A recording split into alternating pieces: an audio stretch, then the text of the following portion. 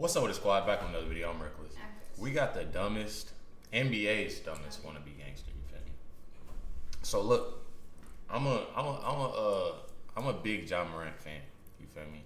So and I know he has a lot of fans, a lot of other fans, a lot of other, you know what I'm saying, young people looking up to him, and although I'm not by all means with a lot of stuff that he's doing, obviously. But I hope it gets better.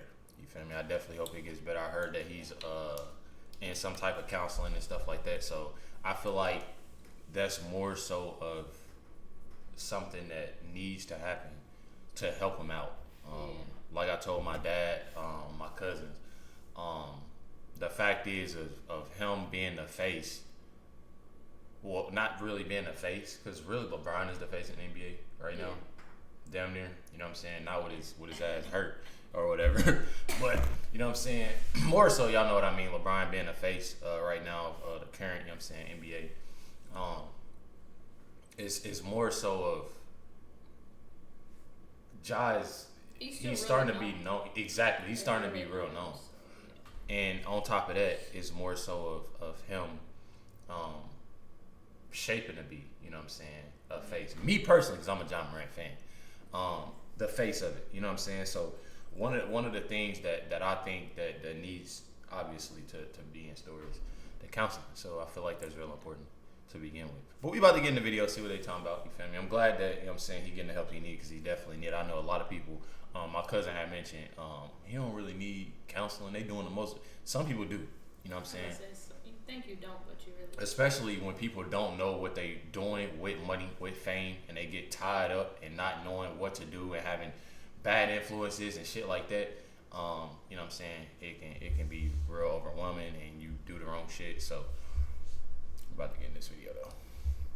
Out of the 5 major American sports, basketball is the hardest sport to make it to the pros. 1 in 12,363 players, or 0.008% of players, will get signed to a professional team. To put that in perspective, if every dot on a basketball represents one potential pro signee, 3 dots out of the 35,000 will make it. The NBA also happens to pay their players the best, with the average salary per player being roughly $10 million per year, which would place you in the top 0.1% of earners in the United States.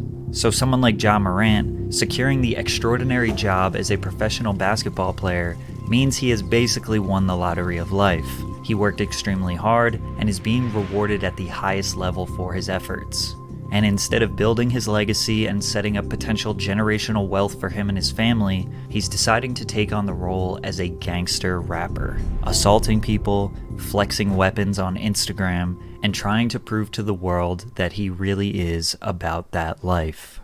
Only person who made the NBA to go back to the hood. Ja grew up in South Carolina in a small, quiet country town called Dalzell. Dalzell is a few miles outside of Sumter, which is ranked as the 46th most dangerous city in South Carolina. He went to Crestwood High School, where student academic performance is just about average with the entire state. It's pretty safe to say that Ja grew up in a very average American suburb, surrounded by slightly above average crime rate, and went to an average school. We have no reason to believe that he is a gangster or is gang affiliated in any way. He has no criminal record, no history of violence, and really only a few minor arguments on the court, which is extremely normal. Ja has 2 loving parents who have always supported his basketball dreams and are very proud of him. His mother describes him as a genuinely loving person. His father T used all of his free time to privately train Ja and help him become the superstar he is today. Morant is only 23. He was drafted as the number 2 overall pick by the Memphis Grizzlies in 2019. He won Rookie of the Year in his first season after averaging nearly 18 points per game, and every year his stats have just gotten better and better. This year he's been on fire with a...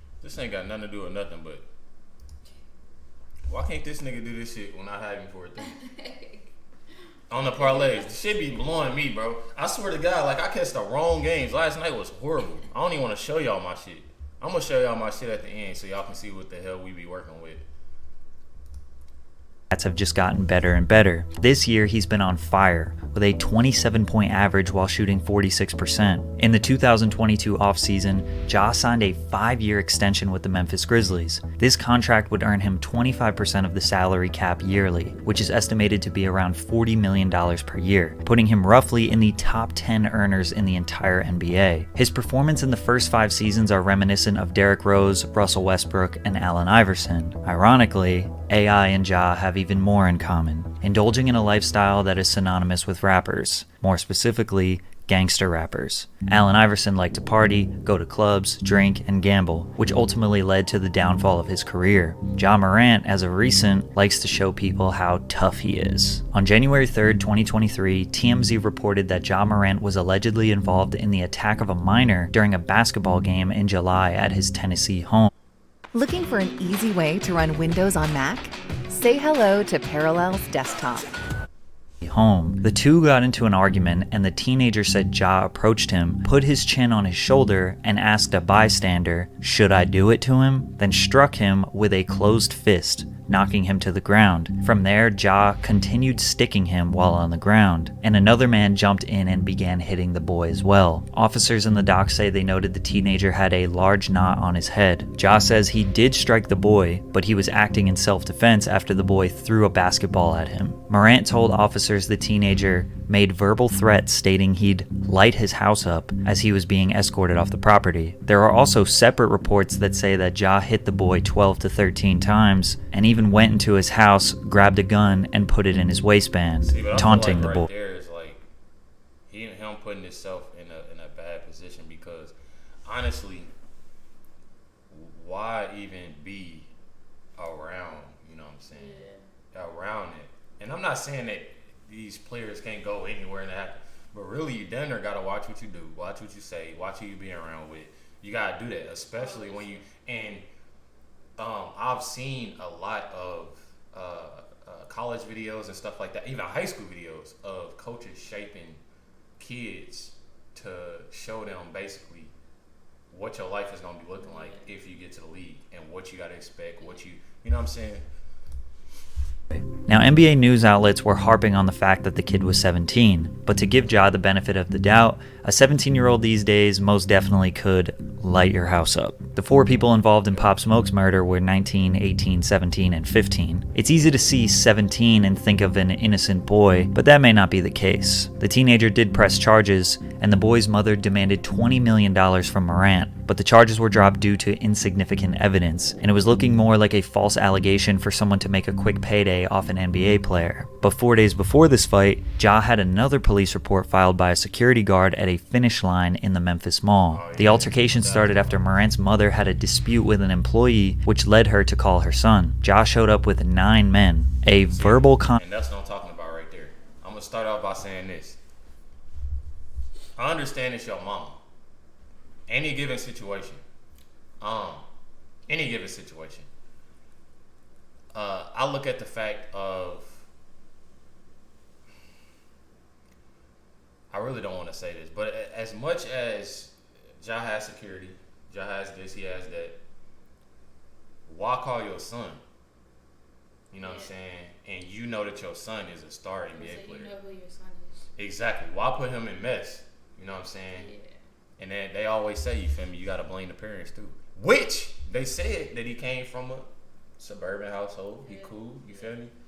Why start more shit? That's not helping the fact of nothing. Showed up with 9 men. A verbal confrontation transpired, and then a member of Morant's group pushed the security guard in the head. Morant then said, "Let me find out what time he gets off," which made the guard want to file a report as he felt threatened by Morant's statement. Now, Ja had the opportunity to show the world how gangsta he was when Shannon Sharpe pressed the Grizzlies on the sidelines of their match against the Lakers. Shannon yelled at Dillon Brooks saying he can't guard LeBron, to which Dillon responded, "F*** you." Shannon retaliated and stood on the sideline begging for them to get in his face. Ja's father T even got up and barked at him a little bit, but nobody wanted to get up and close to Shannon. Ja yelled from across the court, and the Grizzlies And as soon as people tried to usher Shannon away, that's when the Grizzlies decided to try and press him. Shannon later said, "They don't want this smoke. They don't want problems, but I wanted everything they had." Fast forward 1 week later, and Ja got into an altercation with Chris Duarte of the Indiana Pacers. Chris pushed him 3 times while Ja repeated, "Don't touch me," but Ja had some plans for retaliation after the game. Acquaintances of Grizzlies star Ja Morant aggressively confronted members of the Pacers traveling party near the team's bus in the loading area of FedEx Forum Arena. And later, someone in a slow-moving SUV, which Morant was riding in, trained a red laser on them. We don't know if Ja was the one who pointed the laser, and we also don't know if that laser was attached to a gun. But was Ja trying to do the first post-NBA game drive-by? I guess by comparison, it's not as bad as Gilbert. Yeah, this nigga got the whole fit. Shirt off, nigga.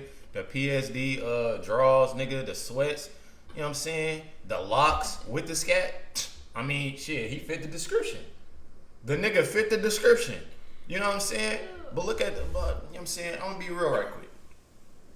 The fact that this nigga, what they say, wrong place, wrong time. If that could be a person, it'd be this nigga.